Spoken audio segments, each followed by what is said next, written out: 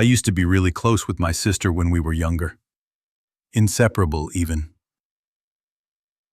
But things changed after she got married. And what happened between us a few days ago is something I will never forget. My name is Phoebe. I'm 31, and I own a modest 3-bedroom home. It's nothing fancy, but it's mine, fully paid off after 10 long years of hard work and sleepless nights. Sure, sometimes I get a little envious of friends living in sleek downtown apartments with rooftop pools and skyline views. But then I remember, this place is mine. No landlord breathing down my neck. No roommate leaving dirty dishes in the sink. Just me and my peace. Now meet my sister Holly. She's 38, a mother of 2, married to her high school sweetheart Nicholas. Growing up, we were thick as thieves. But after her wedding, she drifted. I never blamed her. She was building her life. We stayed in touch, maintained a good relationship, or at least I thought we did. Holly and Nicholas were always the free-spirited type, the kind who believed in living life to the fullest, constantly talking about quitting the rat race to travel the world. Family dinners would always turn into lectures. "Life's short, Phoebe," Holly would say, wine in hand. "You should travel more, see the world."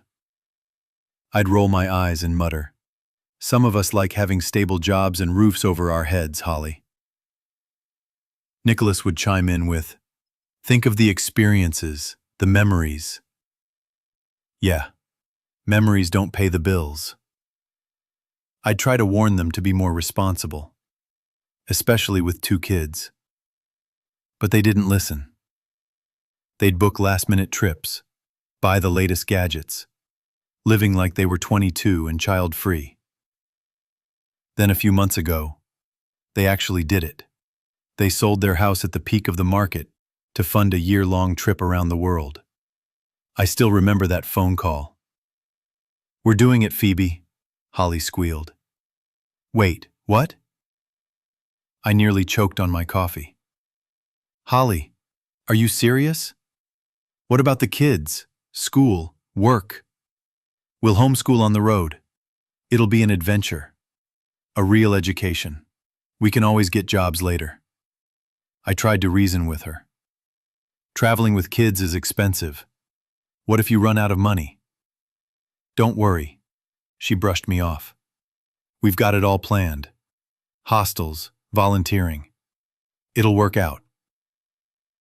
Spoiler, it didn't. At first, their social media was full of hotel selfies and restaurant dinners. "Living the dream," every caption said. But after 2 months, the posts slowed down. The last one was a blurry photo of them camping in a random field. The caption? "Embracing the simple life." Then radio silence. I assumed they were just unplugged and enjoying life. Until one night, I came home from a long, stressful day at work. All I wanted was to kick off my shoes, pour a glass of wine, and binge bad reality TV. But the moment I opened the door, I knew something was wrong. There were unfamiliar shoes in the entryway, backpacks on the floor, and voices I hadn't heard in months coming from my living room. I stepped in, and there they were. Holly, Nicholas, the kids, unpacking bags, in my house. "Holly?" I said, stunned. What is happening?" "Surprise!" Holly beamed. "We're back." "Back? Here?" I blinked. Nicholas smiled like this was all perfectly normal. "Yeah, turns out full-time travel with kids is harder than we thought. And Mom had the spare key you gave her for emergencies," Holly added. "We figured you wouldn't mind us staying for a few months while we get things sorted out." "A few months?" I blurted. "You can't just move into my house without asking me." "But we're family," Holly said. "I thought you'd be happy to help us." Happy? My face was burning with rage. "This is my house, my space. You should have talked to me first." Nicholas cut in. "Come on, Phoebe, don't be so uptight. Family helps each other. Besides, it's not like you're using all this space. I couldn't believe what I was hearing. The entitlement, the audacity. You need to leave. Now, I said, arms crossed. But Holly refused. And Nicholas? He stepped closer and started trying to intimidate me. Don't make this difficult, Phoebe, he said. We've got nowhere else to go. I didn't want to call the police. The kids didn't deserve that. But I also couldn't let them walk all over me. I needed a plan. And that's when the universe handed me a lifeline. My phone buzzed. It was Alex, an old friend from college. Hey, Phoebes, I'm working near your place. Want to grab a drink tonight? I texted back immediately. Actually, can you come over? I really need your help. Bring your acting skills. 15 minutes later, the doorbell rang. I sprinted to get it before Holly or Nicholas noticed. Standing there was Alex, in a police officer costume. I nearly burst out laughing. Oh my God, Alex, I whispered. You look amazing. What's going on? He asked. My sister and her husband have basically invaded my house. I need them gone. He nodded. Let's do this. I opened the door and called for Holly and Nicholas. Hey guys, can you come here? There's a police officer who needs to speak with us. They strolled over casually until they saw Alex in uniform. Good evening, Alex said in his best serious cop voice. We received a report of an unauthorized entry at this address. Can you explain what's going on?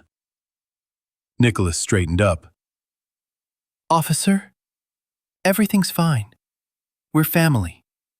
It's all good. Actually, I interjected.